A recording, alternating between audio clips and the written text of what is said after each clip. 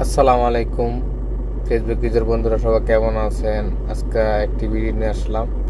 আসল কথা, বাংলাদেশ ইসলামের যে জয় হবে ইনশাল্লাহ, সামনে ভিডিওটা দেখলেই বুঝতে পারবেন।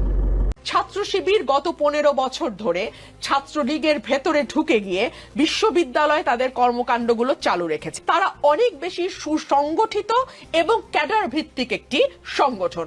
আপনি ছাত্র শিবির বা জামাতে ইসলামের প্রতিটি কর্মী, প্রতিটি নেতা, প্রতিটি সমর্থক, প্রতিটি সাথী প্রত্যেকে দলের মানে একেবারে ফোরামের বাইরে, একদম four corner of the party যে রুলস এন্ড রেগুলেশনস, তার বাইরে তারা কখনোই যাবে না, কোনো রকমেই তারা ভোট দেবে না।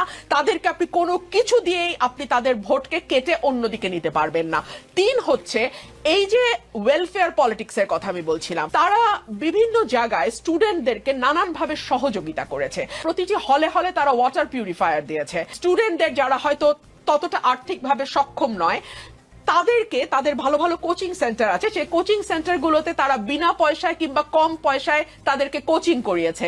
অর্থাৎ স্টুডেন্টদের সুখে দুঃখে একেবারে আজকে থেকে না, এটা 1 বছরের প্রস্তুতি না, কিন্তু এটা জামাতের বহু পুরনো প্রস্তুতি। এখন এটা তাদের গুপ্ত রাজনীতির প্রকাশ্য ফসলও বলতে পারেন আপনি, কিংবা তারা যে দীর্ঘদিন ধরে